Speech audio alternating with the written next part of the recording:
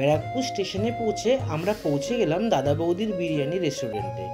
বহুদিন ধরেই আমাদের ইচ্ছা ছিল দাদা বৌদির বিরিয়ানি খাবার, আর তার ওপর মেয়েকে কথা দিয়েছি যে নিয়ে যাব।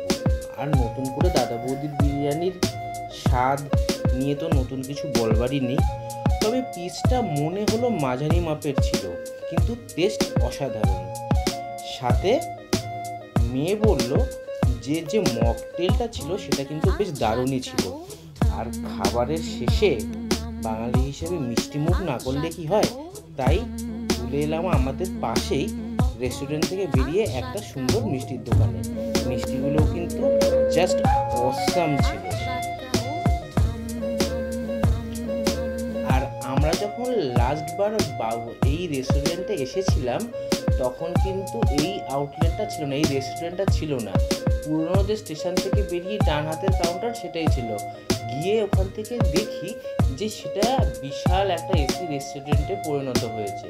তো আগের থেকে অনেক বেশি আপগ্রেড করেছে, টেস্ট আগেও যা ছিল এখনও তাই আছে।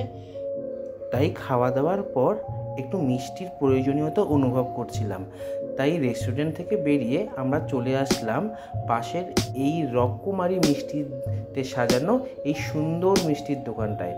এখানে আমরা একটু মিষ্টি খেয়ে আমরা রওনা দিলাম বাড়ির উদ্দেশ্যে।